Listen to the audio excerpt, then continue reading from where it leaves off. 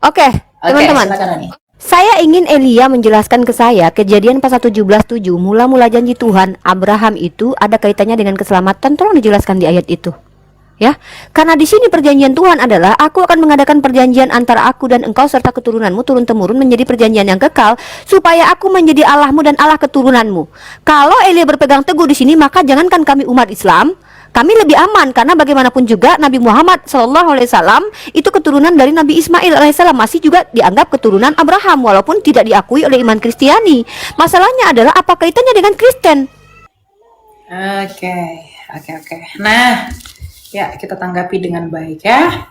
Yang pertama tadi Uni mengatakan bahwa keturunan Ismail juga mendapat janji dari Kejadian 17 ayat 7. Kita baca ya. Aku akan menetapkan perjanjian antara aku dan engkau serta keturunanmu. Turun-temurun menjadi perjanjian yang kekal supaya aku menjadi Allahmu dan Allah keturunanmu. Betul, menjadi Allah keturunanmu. Tapi janji itu melalui keturunan yang mana? Yaitu dijawab di dalam Kejadian 17 ayat 21. Perjanjianku dengan Ishak bukan dengan Ismail. Ya, itu sudah jelas dijawab oleh Tuhan. Jadi mau ini dimaknai keturunan siapa lagi, itu sudah Tuhan sendiri yang menjawab di dalam Torah, di dalam Kejadian 17 ayat 21. Tapi mengenai Ismail, dia memberkati, betul, dia memberkati Ismail, tetapi dia tidak memberikan janji itu kepada Ismail. Dia mengikat perjanjiannya dengan Ishak. Jadi kalau Uni mengatakan Ismail juga mendapat bagian, tentu Tuhan sendiri yang membantah itu dengan pengandaiannya.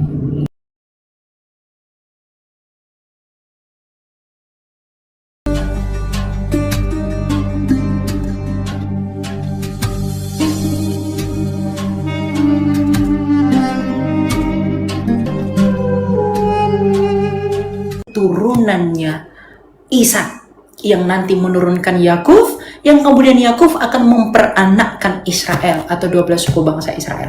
Jadi di luar dari Yakub janji itu tidak diberikan. Kalau kemudian tadi Uni mengatakan sunat pun itu ada di bangsa-bangsa lain atau sunat pun itu berlaku bagi bangsa lain. Sekarang kita tidak berbicara tentang sunat itu berlaku atau tidaknya karena itu adalah tanda. Tapi poin yang saya mau elaborasi adalah masalah janji itu. Wahyu itu diberikan kepada siapa? Keturunan Isa. Jadi kalau Uni mengatakan ada keturunan lain yang bisa membantu ini, tentu itu tidak bisa dibenarkan. Nah, kemudian kamu ditebus oleh Taurat. Tidak ada bahkan dalam penghayatan iman keyahudian orang ditebus dengan Taurat. Taurat itu menjadi kutuk bagi kita. Kenapa? Karena kita tidak bisa sempurna melakukan Taurat itu. Tapi oleh karena standar Taurat, maka Kristus yang mati dengan taatnya dia kepada Taurat, Galatia 4 ayat 4, bahwa dia tunduk kepada hukum Taurat dan takluk dan sempurna melakukan itu dan tanpa berdosa, maka kesempurnaannya yang diukur oleh standar Taurat itu membawa kita kepada kebenaran dan pembenaran.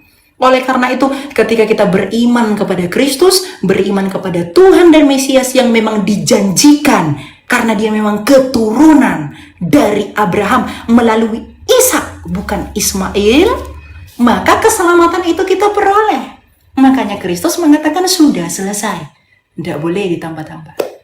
Nah, jadi esensi dari pewahyuan itu adalah peneguhan janji itu sendiri kepada keturunan Abraham, Ishak, dan Yakub.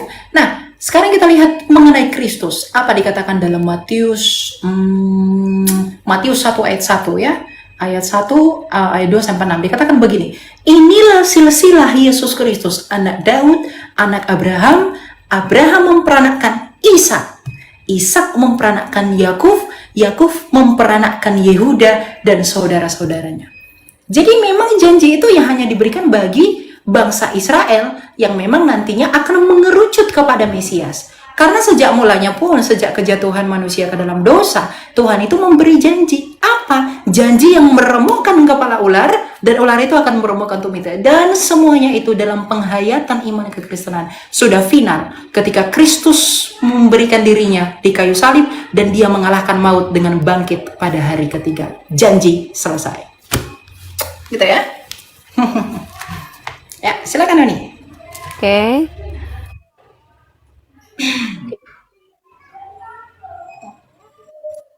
Oke, teman-teman. Bentar ya. Waktunya belum. Ya. Bentar-bentar, waktunya oke ini dia. Di end aja. Nanti oke. Oke, Oke, teman-teman. silakan Ani. Saya ingin Elia menjelaskan ke saya Kejadian pasal 17:7 mula-mula janji Tuhan Abraham itu ada kaitannya dengan keselamatan. Tolong dijelaskan di ayat itu. Ya, karena di sini perjanjian Tuhan adalah aku akan mengadakan perjanjian antara aku dan engkau serta keturunanmu turun temurun menjadi perjanjian yang kekal supaya aku menjadi Allahmu dan Allah keturunanmu. Kalau Elia berpegang teguh di sini, maka jangankan kami umat Islam, kami lebih aman karena bagaimanapun juga Nabi Muhammad SAW itu keturunan dari Nabi Ismail alaihissalam, masih juga dianggap keturunan Abraham walaupun tidak diakui oleh iman Kristiani. Masalahnya adalah apa kaitannya dengan Kristen? Karena kita bicara tentang keturunan di sini, apa kaitannya dengan Kristen?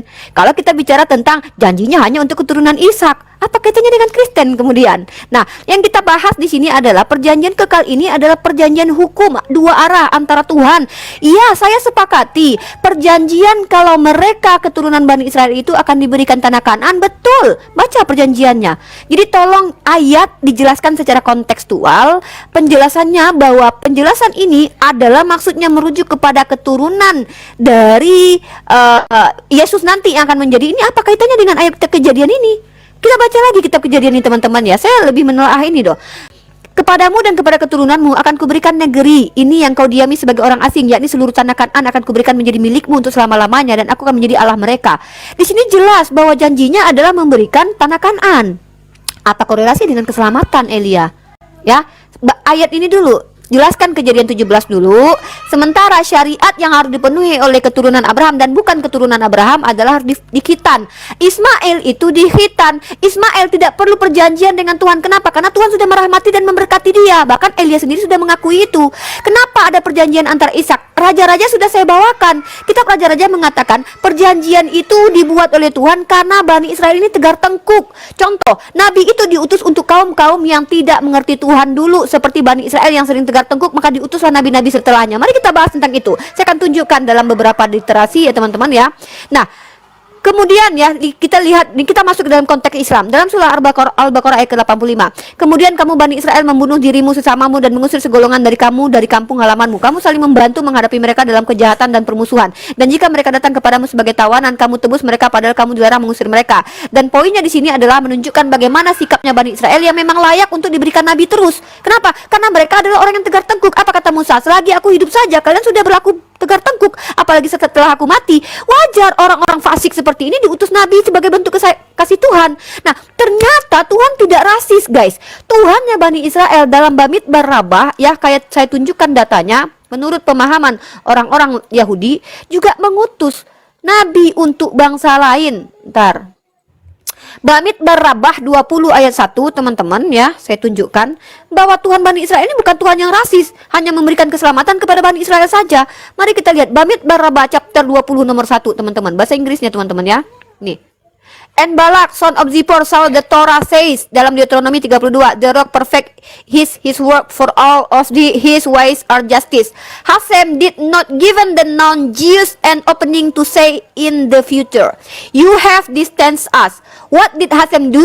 Just like he set up king and and prophet for the Jews. Begitu juga ya ketika Tuhannya Bani Israel memberikan raja, nabi atau orang-orang inilah ya kepada orang Jews, he set this up for the non-Jews. Dia juga memberikan hal yang sama kepada non-Jews. He set up Solomon is a king He set up Solomon as a king over the Jews and the entire earth. Ya, maksudnya di sini saya ambil poin di sini bahwa orang Yahudi sendiri mempercayai Hashem itu tidak rasis, tidak hanya memberikan keselamatan. Nabi-nabi tidak diutus hanya untuk orang Bani Israel, bahkan mengirim juga nabi-nabi dari bangsa lain untuk bangsa lain juga. Itu poin saya ya. Nah, kemudian itulah saya tunjukkan Bileam itu juga nabi dari non-Israel. Nah, saya bawa raja-raja tadi bukti bahwa apakah benar Tuhan yang disembah oleh Elia adalah Tuhan yang rasis, hanya memberikan keselamatan kepada keturunan Abraham, tapi kemudian menyelamatkan Bani Edom, orang tidak berkuluk, di satu abad kemudian, abad pertama kemudian. Di abad-abad sebelum Yesus lahir, Tuhan hanya menyelamatkan Bani Israel. Tiba-tiba di abad pertama, orang yang tidak berkuluk, orang yang tidak mengenal Torah diselamatkan Tuhan. Artinya ada perbedaan doktrin ya, yang kontradiksi penjelasan Elia.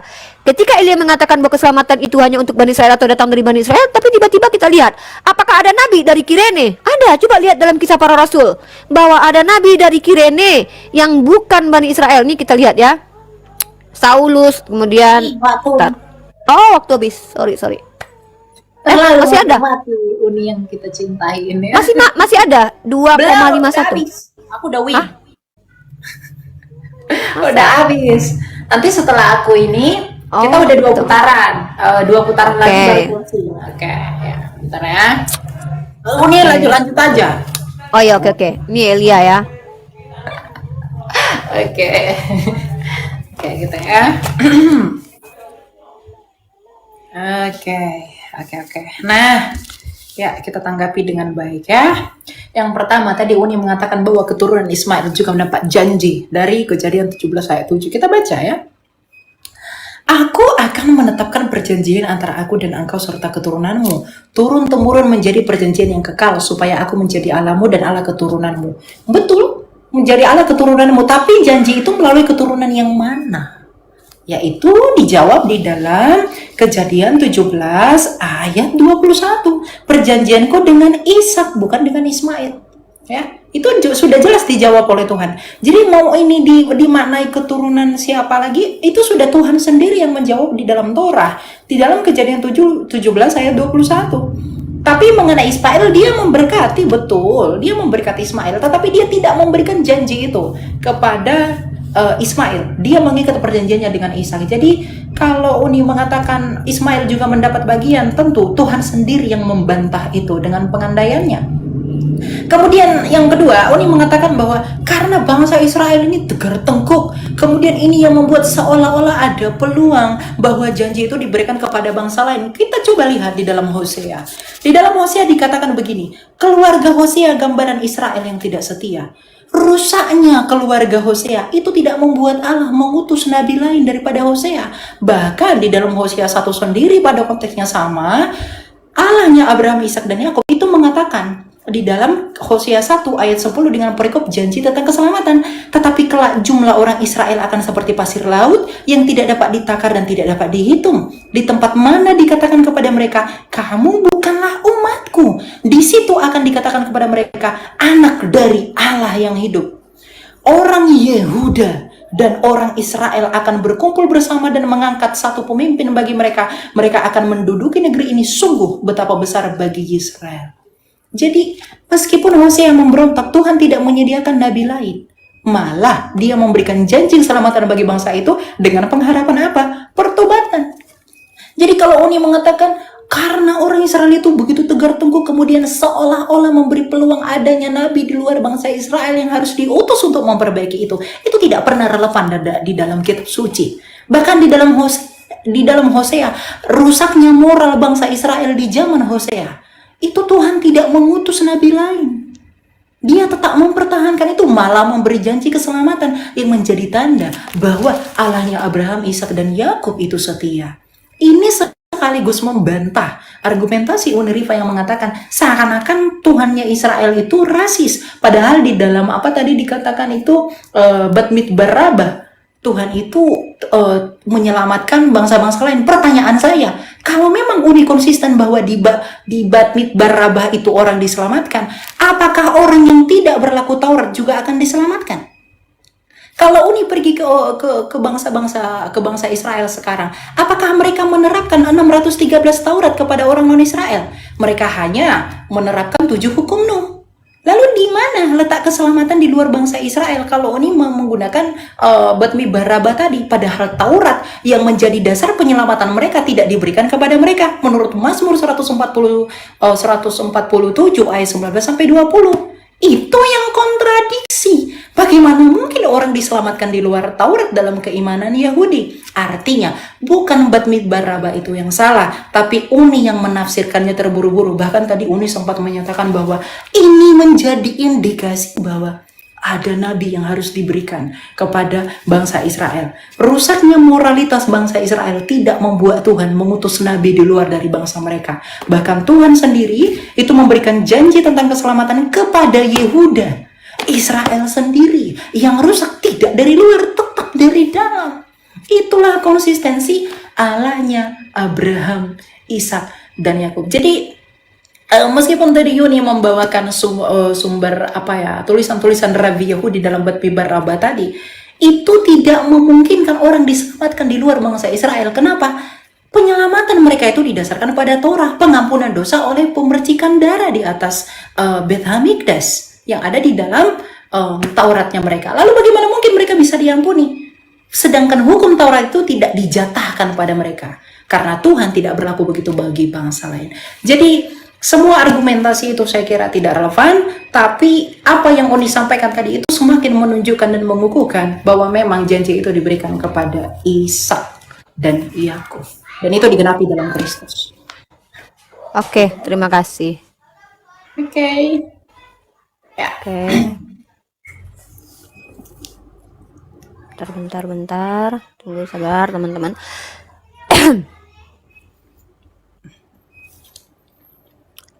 Oke, ini dia. Ini putaran keempat ya. Ya. Oke, teman-teman, ini sangat blunder juga ya saya katakan. Kenapa? Pertama, saya tadi mengajak Elia untuk membahas janji sunat itu korelasinya dengan keselamatan. Elia membawa Abraham di awal. Saya sebenarnya temanya kan transmisi kitab suci, tapi akhirnya kita menuju kepada wahyu dari Abraham. Abraham di situ dinyatakan bahwa janji itu adalah janji tentang sunat, di mana janji dua arah. Bahkan kalau tidak dilakukan akan dimusnahkan dari bangsa-bangsa. Ternyata poin penting saya adalah bantahan terhadap Elia bahwa janji itu ditunaikan bukan hanya untuk keturunan Abraham, karena orang yang dibeli Abraham pun ikut including di dalam itu. Itu poin saya yang tidak ditanggapi oleh Elia. Dan di mana di situ korelasinya dengan keselamatan yang Yesus akhirnya menjadi seorang penyelamat bagi Elia dan orang-orang Kristen lainnya. Itu yang menjadi pertanyaan bagi saya. Nah, kalau kita lihat apakah tidak ada nabi di Bani Israel? Justru dalam kitab Perjanjian Baru ada nabi di luar Bani Israel itu. Di dalam kisah para rasul pasal ke-30 ya, ayat pertama, pada waktu itu dalam jemaat di Antioquia ada beberapa nabi dan pengajar, yaitu Barnabas, Simeon, disebut Niger, dan Lukius orang Kirene. Nah, dan Manahem diasuh bersama dengan raja wilayah Herodes. Nah, di sini ada nabi, setelah Yesus lahir pun ada nabi, masih ada nabi, teman-teman. Nah, dan ini yang saya katakan, Hagar itu diusir bukan karena, ini saya katakan ya, ini mohon maaf, konsekuensi menjatuhkan Tuhan yang sangat rasis. Ketika Sarai melihat Hagar bermain dengan Ishak, Sarai tidak mau berbagi warisan dengan Ismail. Itu poin pentingnya juga, teman-teman harus baca dalam kitab Kejadian. Disitulah Sarai mengusir Hagar dengan Ismail karena Sarai tidak mau berbagi warisan. Dan Tuhan menurut iman Kristiani dan Yahudi membenarkan ketidakmauan Sarai berbagi warisan dengan Ismail. Sementara bilangan pasal 21, kalau tidak salah ayat 15 tentang hak kesulungan anak. Hak kesulungan anak dari istri yang tidak dicintai tidak boleh digantikan dengan istri yang tidak dicintai, dengan istri yang istri yang dicintai. Walaupun Ismail itu anak yang dari istri yang tidak dicintai, harusnya menurut Ulangan atau bilangan 21 ayat 15 yang diatur oleh kitab Torah, tidak boleh digantikan dengan hak kesulungan ke Ishak. Tapi tiba-tiba coba lihat teman-teman, begitulah dalam iman Kristen dan Yahudi menukarnya bahwa yang mendapatkan hak kemudian adalah Ishak. Padahal dalam kitab mereka sendiri diatur hak kesulungan anak. Jadi intinya di sini adalah, kalau saya melihat, saya tidak menafikan Yahudi tidak menyukai Ismail, Kristen tidak menyukai Ismail, karena kitab Yahudi ini adalah kitab yang ditulis oleh orang-orang Yahudi. Jadi kalau ada isinya yang lebih menguntungkan kepada mereka, itu hal wajar. Anehnya teman-teman Kristen mengatakan bahwa keselamatan datang dari Bani Israel, tetapi justru Yesus sendiri bukan Israel secara nasab.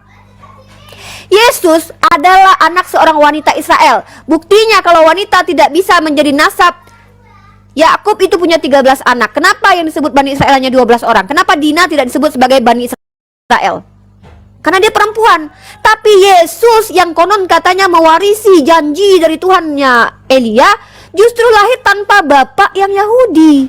Tapi kalau kita lihat silsilahnya, dipaksakan silsilahnya dari bapak tirinya, yaitu Yusuf.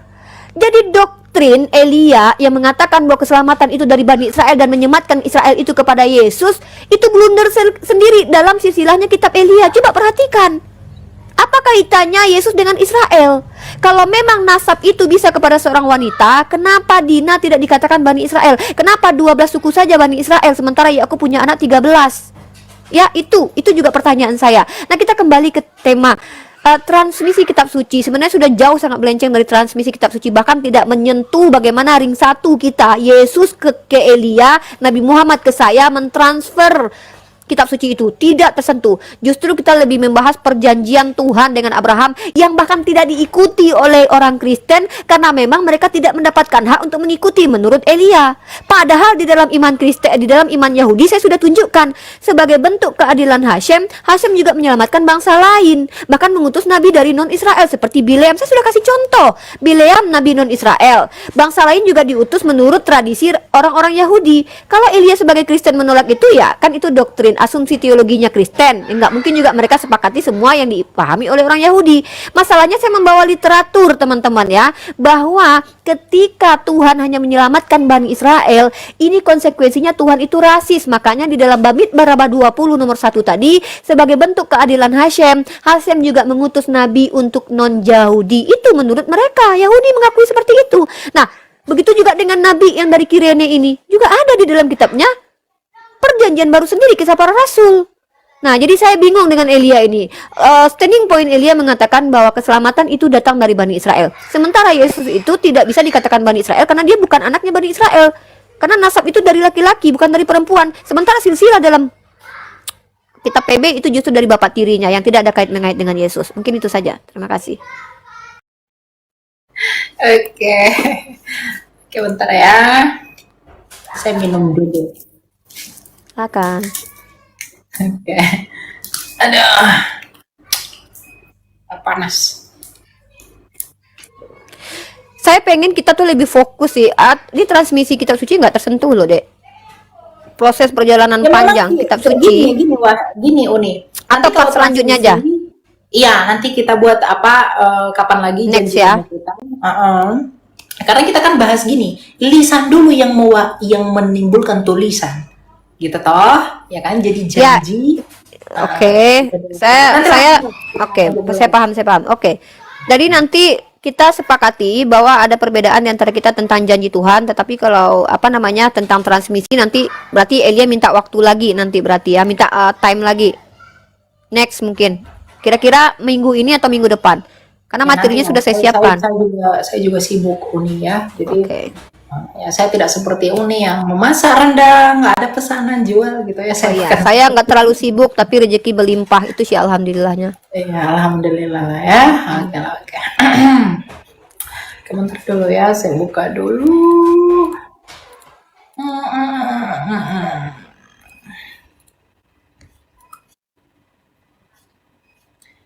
Oke. Data saya yang saya siapkan Albert akhirnya tidak tersentuh. Serius. Data yang saya siapkan Albert tidak tersentuh tentang transmisi kitab suci. Data yang saya siapkan tuh sudah mapan tapi tidak tersentuh. Justru kita membahas tentang janji Abraham. Kita itu ya. Kalau kritik teks itu lebih seru sebenarnya. Oke, ini kita lanjut ya. Saya coba itu nih tekan lagi. Saya biar ini. Oke. Ya. Nah, tadi mengatakan mengenai sunat itu lagi-lagi sebenarnya saya harus katakan poinnya itu tidak didapat karena memang sunat itu adalah tanda, betul. Kalau tadi Uni menggunakan Kejadian 17 ayat 7 itu tidak melegitimasi bahwa itu diberikan kepada bangsa lain. Tuhan sendiri sudah menolak itu. Tuhan sendiri mengatakan bahwa perjanjianku akan kutetapkan dengan Ishak. Jadi janji itu hanya untuk Ishak. Kalau ini mengatakan dari hal-hal ini, dari ayat 7, seisi rumahmu dan lain-lain, itu karena Abraham. Itu mempengaruhi orang-orang yang ada di rumahnya sebagai orang yang dipilih Tuhan. Ya termasuk Ismail ya pasti. Tetapi janji mengenai apa yang Tuhan mau berikan itu hanya diberikan bagi Ishak. Jadi kalau ini tadi katakan Ismail juga diberikan, itu tidak relevan ya. Nah, kemudian nabi di perjanjian baru juga ada nabi. Pertanyaan saya, apakah nabi di perjanjian baru yang disebut nabi itu adalah nabi dalam peraturan Taurat? Tentu tidak. Jadi kalau Uni mengatakan setelah perjanjian baru pasti ada nabi. Kalau mungkin Uni mengatakan bahwa nabi kami itu juga adalah nabi, itu tidak terhitung sebagai nabi di dalam hukum Yahudi karena dia tidak ditabiskan. Ya?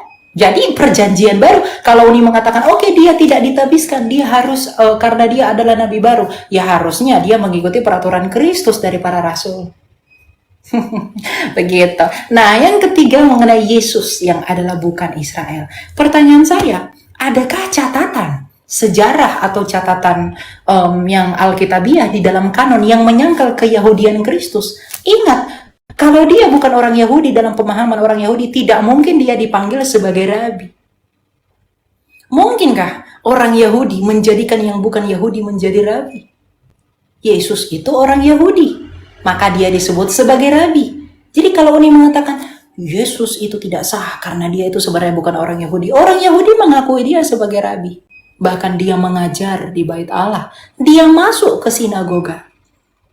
Anda ingat ketika peristiwa Antiochus Epiphanes di dalam Deuterokanonika di kitab Makabe, orang-orang dalam tanda petik orang-orang non Israel itu menjara dan menajiskan bait suci yang dilarang oleh orang Israel.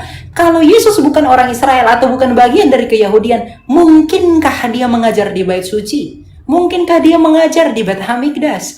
Mungkinkah dia mengajar di sinagoga? Jadi saya pikir Uni terlalu terburu-buru menyimpulkan argumentasi mengatakan Yesus bukan orang Yahudi. Terlalu banyak data dan fakta yang Alkitabiah maupun yang sejarah untuk mengkonfirmasi bahwa Yesus adalah orang Israel. Nah, bagaimana janji itu dipenuhi di dalam Kristus? Ini saya komparasi begini. Kalau Uni mau membenarkan bahwa di pandangan iman kami itulah yang menyempurnakan, yang menyelesaikan janji itu. Ada beberapa hal yang perlu Uni bayangkan. Kalau memang Uni, keyakinan Anda itu adalah menggenapi janji itu, apakah sunat yang Anda lakukan menurut sunat yang dilakukan Abraham? Sunat yang dilakukan Abraham usia berapa? 8 hari. Anda disunatkan usia berapa? 20 tahun, 15 tahun, 40 tahun. Itu sama sekali tidak mengelaborasi janji Abraham. Kalau Anda mengklaim bahwa Anda dari Abraham, sama sekali tidak. Tidak ada poin yang dapat Anda dapatkan dari sini. Yang pertama, Anda bukan dari keturunan Ishak. Yang kedua, Anda bukan dari Israel. Yang ketiga, Anda bukan dari keyahudian. Yang keempat, Anda sekalipun bersunat, itu hanyalah sunat yang Uni maksud di luar bangsa-bangsa lain. Bukan sunat bangsa Israel yang kepadanya janji diberikan. Sunat Israel di dalam Taurat, di dalam Miswot nomor 17, usia 8 hari. Kenapa Anda disunatkan tidak usia 8 hari kalau memang janji itu Anda yang mewarisinya? Oleh karena itu, tidak satu pun yang Anda dapatkan kalau Anda mengklaim bahwa kami adalah penerus dari Abraham. Semuanya gagal. Dalam pengertian, apa yang diajarkan Taurat, apa yang diwarisi oleh Allah, itu sama sekali tidak dielaborasi oleh yang datang setelah Yesus Kristus. Ya, jadi janji itu hanya boleh digenapi oleh Kristus. Kenapa? Karena hanya Kristus yang menyelesaikan semua hukum itu di dalam kesempurnaannya, di dalam takluknya dia kepada hukum Taurat. Galatia 4 ayat 4. Yesuslah yang disunat usia 8 hari karena dia keturunan Abraham. Kalau dia bukan keturunan Abraham, tidak mungkin dia disunat. Uni pergi ke sana orang Padang, ke Israel, Uni nggak mungkin disunat. Gitu ya, jadi coba direfleksikan kembali. Oke. Ini masih sekali lagi tanggapan habis itu closing statement ya, karena saya harus menanggapi beberapa poin. Betul. Oke, ada 4 poin ya yang ingin saya tanggapi dan 2 informasi yang ingin saya sampaikan. Saya fokus dulu deh ke sini. Oke, saya tanggapi argumen Elia lagi teman-teman. Kata Elia begini, menurut orang Yahudi, pertanyaan saya, kamu kalau membawa standar orang Yahudi, jangankan Nabi saya, Tuhan yang kamu tuhankan saja, jangankan jadi Tuhan, jadi Mesias pun tidak diterima, Elia. Kalau kita bicara menurut orang Yahudi, ya, jangankan Nabi saya, Tuhan yang kamu tuhankan saja, jangankan jadi Tuhan, jadi Mesias saja ditolak. Kalau kita bicara menurut Yahudi, saya di sini tidak, parameter kebenaran saya bukan dari pendapat Yahudi, tapi saya membawa sudut pandang Yahudi terkait bagaimana mereka memahami Tuhan yang memberikan keselamatan kepada siapa saja. Apakah hanya kepada Bani Israel atau melulu dari Bani Israel? Saya sudah bantah datanya dengan adanya pengutusan Bileam sebagai nabi. Satu. Yang kedua adalah adanya daerah-daerah yang bukan Bani Israel diselamatkan. Baca Yunus pasal 3 nomor 1 sampai 5. Itu Niniwe, itu Bani Israel bukan? Niniwe kenapa diberikan keselamatan sama Tuhan? Apakah Niniwe adalah bagian dari Bani Israel? Apakah mereka bersunat? Tidak bersunat. Jadi kalau kita bicara tentang keselamatan Tuhan, ini esensi Tuhan yang kita pertanggungjawabkan di sini. Apakah Tuhan itu rasis atau tidak? Tapi segala argumen dari Elia menunjukkan Tuhannya Elia rasis, hanya berdasarkan dari Bani Israel kesukuan saja. Sementara Tuhan yang kesukuan ini, kita bicara tentang perspektif Yahudi terhadap Yesus. Menurut anggapan orang, dia orang Yahudi, betul. Sebenarnya kalau kita bicara apakah ibunya orang Yahudi, saya pun sepakat. Bahkan kami sepakati ibunya orang Yahudi. Tetapi bukti bahwa Tuhan tidak hanya melulu kepada orang tuanya yang Yahudi, yang keturunannya Yahudi, seperti perspektif orang Yahudi bahwa dari keturunan mereka lah akan datang keselamatan itu. Makanya Yesus tidak punya bapak, karena konsep nasab itu harus dari bapak. Kamu lihat dalam kitab Lukas pasal 23, adekku Elia. Yesus itu dianggap Yahudi, dikatakan Yahudi karena dia dikatakan anak Yusuf. Siapa anaknya Yusuf. Ketika Yesus memulai pekerjaannya, menurut anggapan orang, baca dalam kitab Lukas pasal 23 pasal 3 nomor 23. Nih, saya bacakan nih. Ini anggapan orang terhadap Yesus tuh banyak di zaman itu, mengatakan dia dari Belzebul, mengatakan dia adalah orang yang hasil zina bahkan sekalipun. Jadi di sini konteks yang saya katakan, keselamatan datang dari Bani Israel. Yesus itu tidak sempurna menjadi Bani Israel karena dia bukan anak kandung seorang laki-laki Israel. Dia adalah anak tiri dari laki-laki Israel secara silsilah dalam kitab kamu di Perjanjian Baru. Coba kamu baca silsilah baik Matius ataupun Lukas, dia menjadi keturunan Israel atau sampai ke Daud karena bapak tirinya yang tidak ada korelasi dengan kenasapan. Ya. Nah, teologi tentang kitab Kejadian. Ini aku yang nge-lag ya atau gimana? Ya. Jadi gitu ya. Oh. Ya, intinya jadi ada kontradiksi dari doktrin yang sampaikan Elia dengan realitas yang terjadi. Bahwa satu, ada nabi yang diutus dari Bani Israel. Kedua, ada bangsa yang diselamatkan di luar Bani Israel, itu bangsa Niniwe. Yang ketiga adalah bahwa Yesus secara nasab itu tidak bisa dikatakan Bani Israel kalau memang menggunakan konteks perjanjian kekal keturunan Abraham tadi.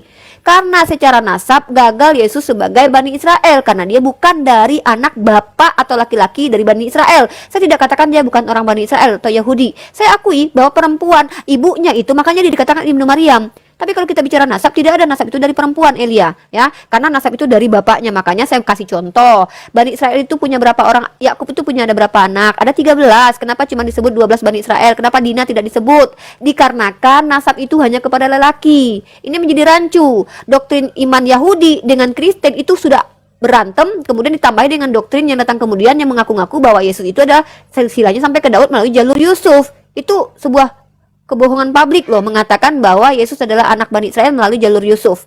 Karena secara realitas baik saya sebagai muslimah dan Elia sebagai Kristen mengakui bahwa dia bukan anak laki-laki Israel karena dia tidak punya bapak, ya, itu.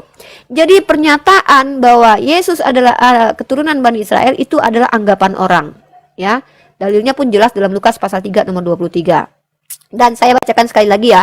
1 Raja-Raja pasal 2 ayat 3 sampai 4. Lakukanlah kewajibanmu dengan setia terhadap Tuhan Allahmu dengan hidup menurut jalan yang ditunjukkannya dan dengan tetap mengikuti segala ketetapan, perintah, peraturan dan ketentuannya seperti yang tertulis dalam hukum Musa, yaitu Torah, teman-teman ya, supaya engkau beruntung dalam segala yang kau lakukan dan semoga Tuhan menepati janji yang diucapkannya tentang aku, yakni jika anak-anak lakimu hidup tetap di hadapanku dengan setia, dengan segenap hati, dengan segenap jiwa, maka keturunanmu takkan terputus dari tahta kerajaan Israel.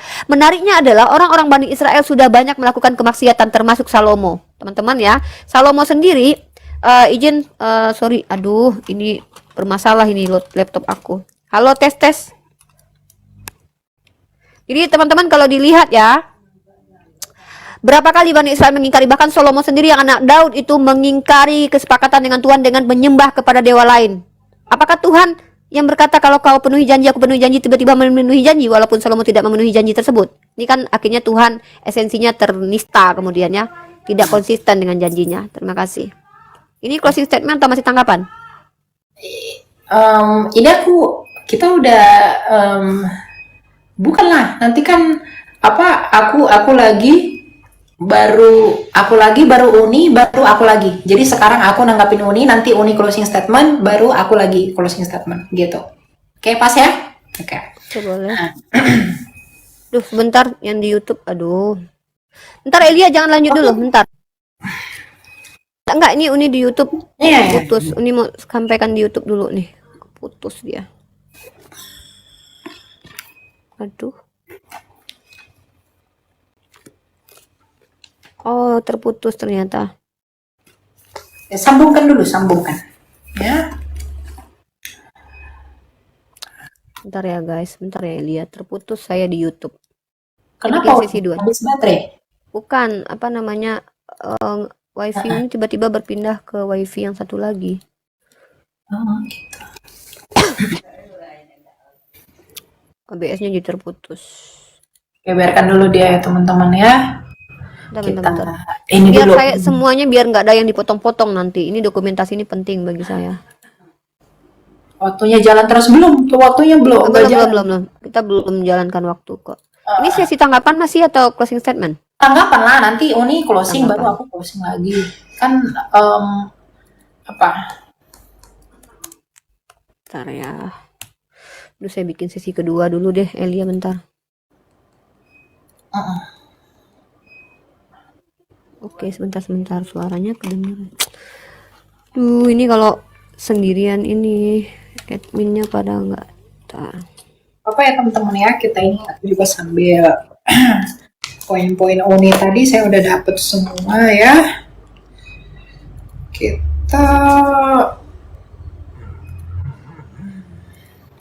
oh ya.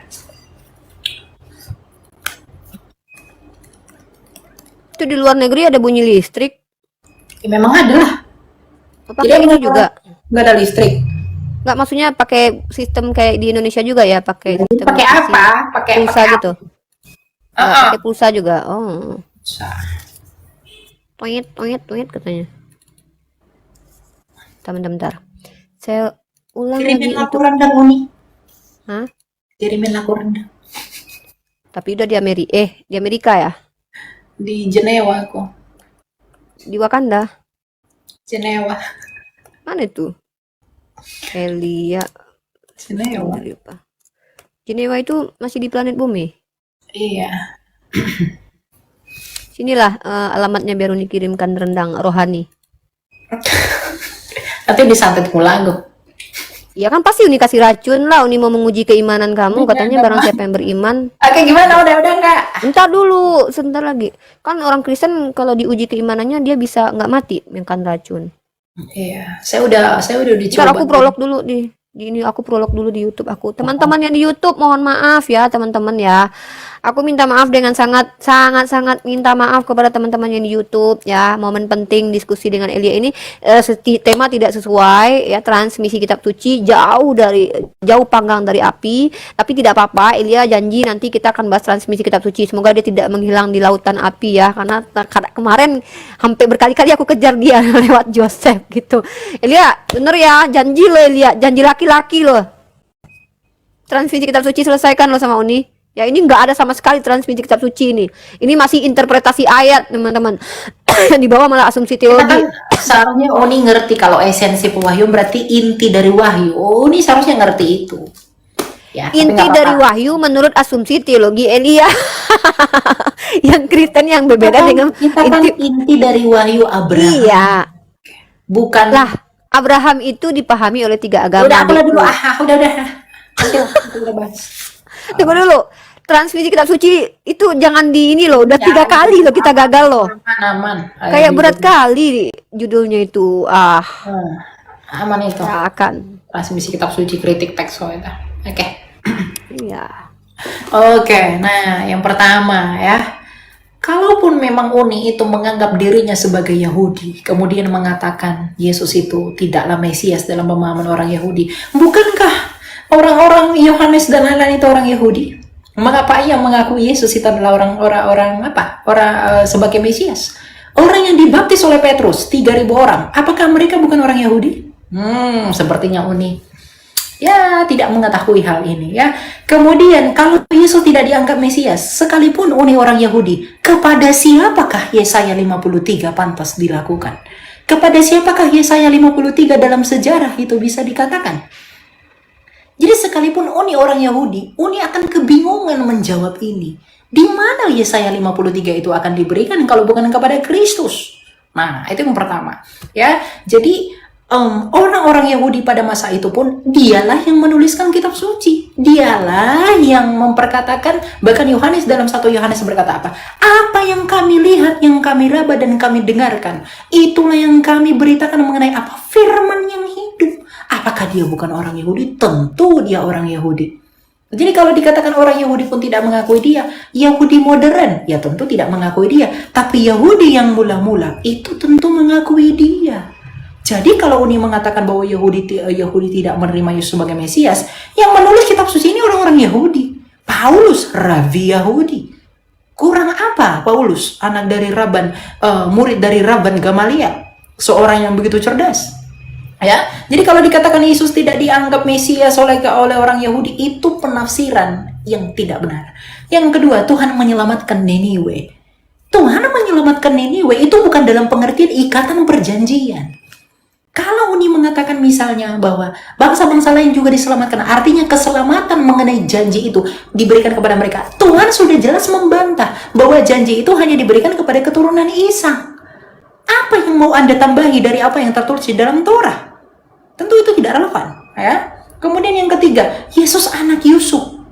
Dia itu hanya anggapan orang. Kalau dia hanya anggapan orang dan tidak valid di dalam pemahaman iman Yudaisme, bisakah dia mengajar di Bait Allah?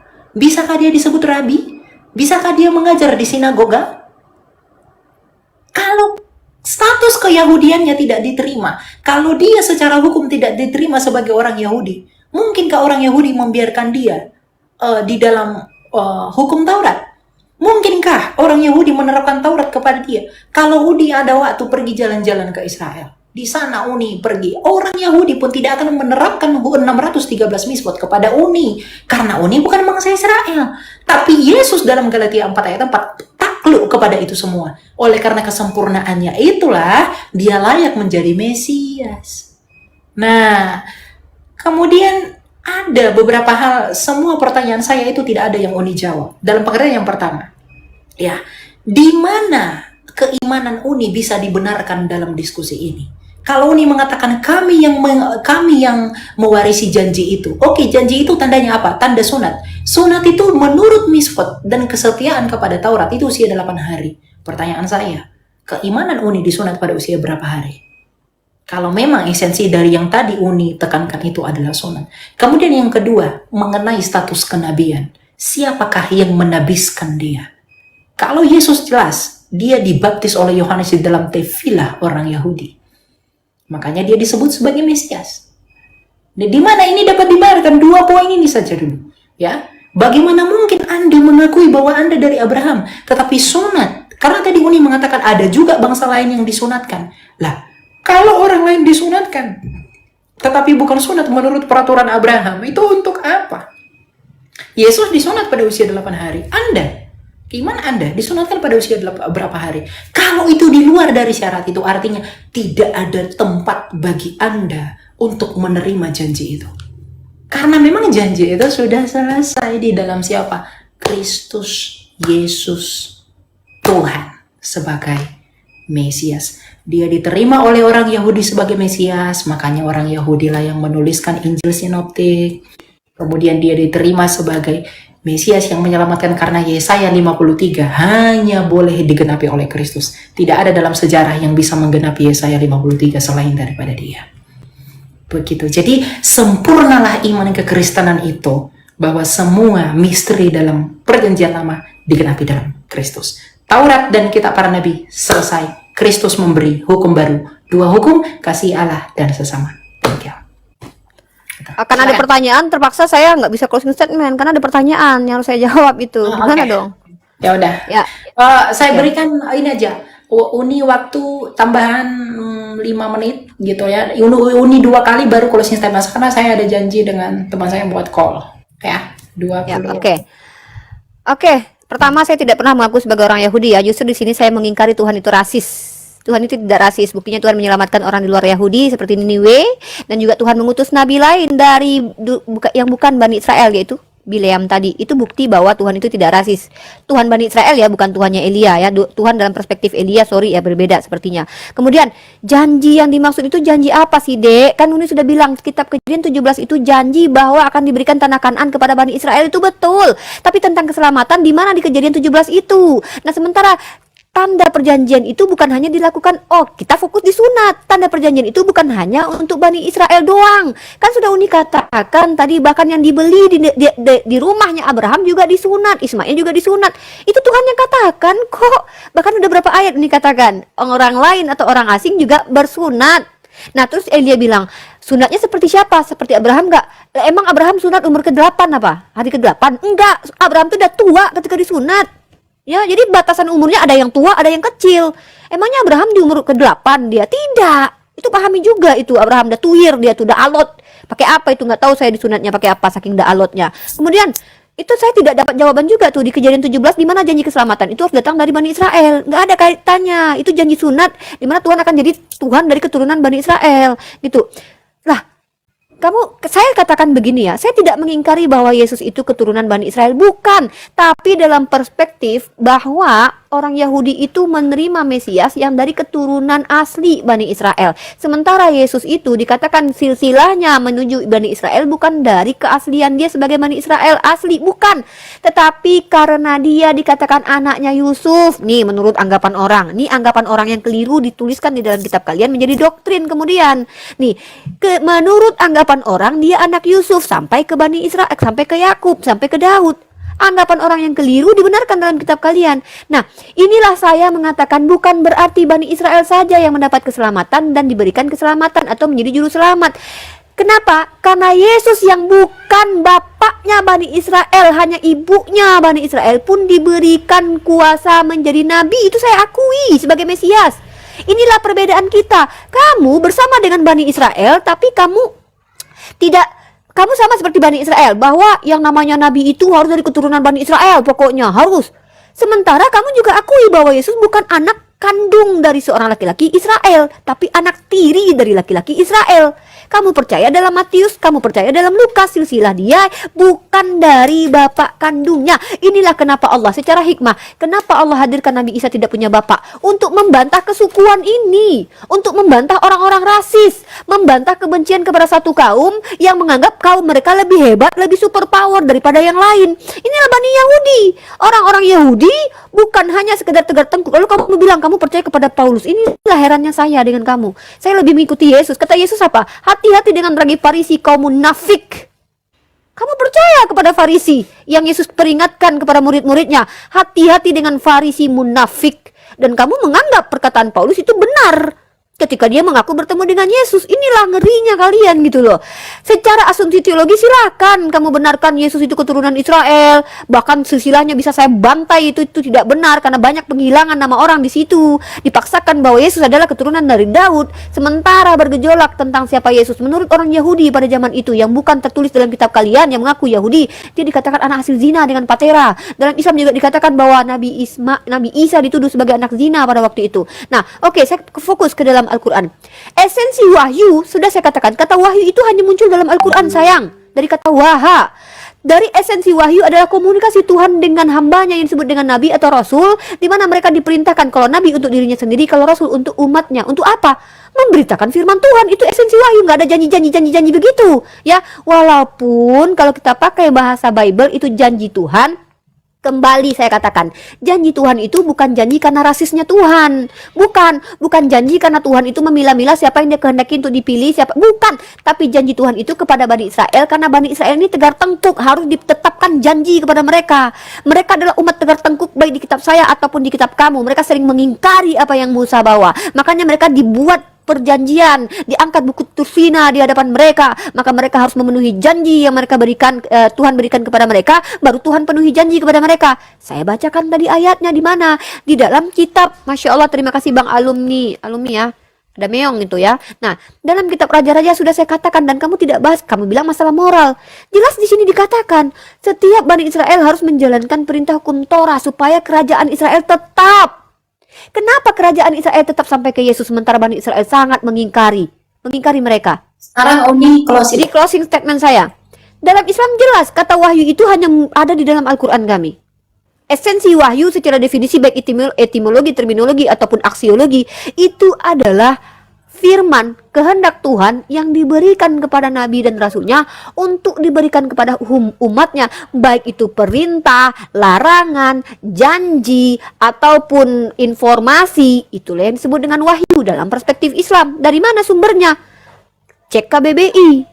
Wahyu sendiri adalah informasi Tuhan, komunikasi Tuhan dengan para nabinya. Nah, janji adalah salah satu bagian wahyu. Itu dalam Islam ya. Sorry. Ya. Oke, saya katakan ya. Ya, jadi teman-teman harus paham ya. Wahyu itu hanya ada dalam bahasa Arab dalam Al-Quran, teman-teman ya. Saya sudah katakan dalam Al-Quran. Jadi yang berhak menjelaskan wahyu itu justru seharusnya orang Islam, karena orang Islam yang memiliki frasa wahyu itu. Padanan katanya dalam bahasa Ibrani adalah khazon. Silakan Elia jelaskan definisi khazon atau apapun itu. Janji Tuhan adalah salah satu dari pewahyuan.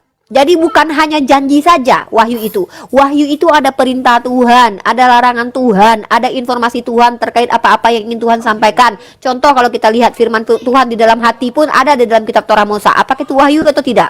Ketika Tuhan berfirman di dalam hati, ditulis dalam kitab Torah, 5 kitab Musa. Apakah itu janji? Tidak. Jadi kita tidak bisa diikat dengan apa yang Elia mau, yaitu esensi wahyu hanya janji. No. Lebih luas wahyu itu adalah kehendak Tuhan yang harus didengarkan hambanya melalui perantaraan nabinya. Itu dia wahyu, esensi wahyu ya. Jadi saya tidak sepakat dengan Elia bahwa wahyu itu hanya sekedar janji. No, karena Tuhan tidak hanya berjanji. Tuhan memberikan perintah, Tuhan memberikan aturan, dan Tuhan memberikan hukuman. Menceritakan kisah-kisah orang terdahulu. Itu yang disebut dengan wahyu. Nah, setelah kita bahas tentang wahyu ini, mohon ke depan kita bahas bagaimana proses transmisi kitab suci kita secara ilmiah kita jabarkan menggunakan kaidah-kaidah keilmuan Elia. Itu yang sangat penting sebenarnya yang ingin saya bahas, walaupun tidak tersentuh sama sekali pada malam kali ini. Begitu Elia, terima kasih. Oke. Ya, silakan di end Tony. Nggak bisa di end kayaknya. Udah pakai aja, nanti diulang lagi. Jadi kamu sama. Enggak mau begitu. Aku orangnya sistematis. Saya nggak suka gitu. Itu bukan sistematis, konsisten. Kalau sistematis itu kan tetet gitu. Ya iya, justru itu harus sistematis namanya. Konsisten. Sistematis itu kan teratur dari awal sampai akhir seperti itu. Apa kaitannya timer dengan sistematis? Bentar dulu. Oke, lanjut. Oke, jadi karena ini memang adalah closing statement, saya mengikuti adab dalam berdiskusi ya. Karena ini mungkin terkesan seperti debat meskipun kita tidak tahu parliamentarinya apa.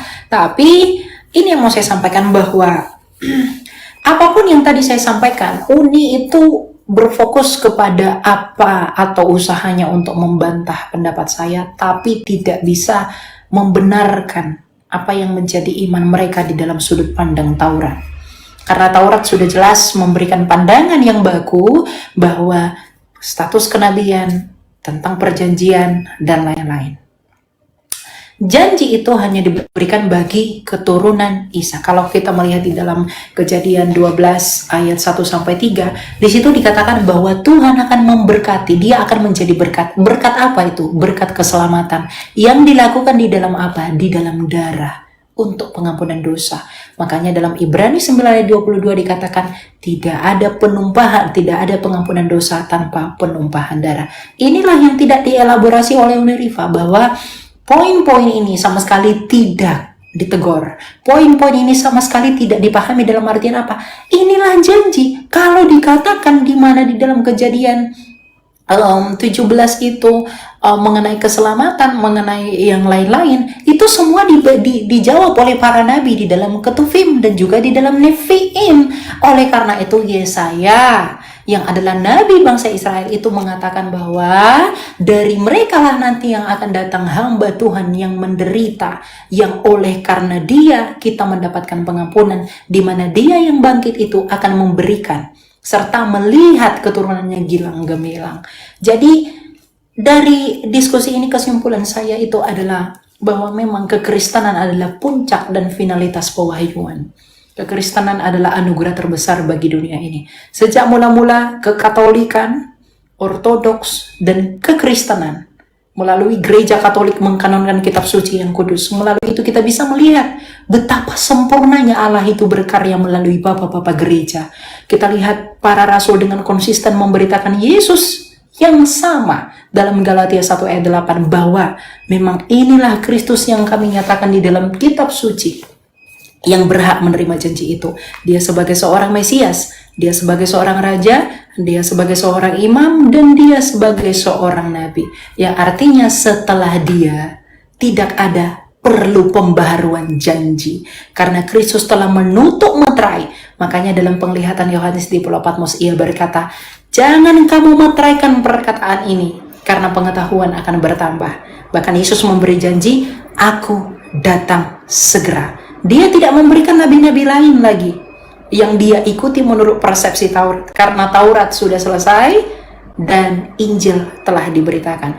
Oleh karena itu, saya pikir di luar kekristenan, di luar Kristus tidak ada keselamatan yang bisa mengklaim janji yang diberikan kepada Abraham oleh Allah Abraham, Ishak, dan Yakub.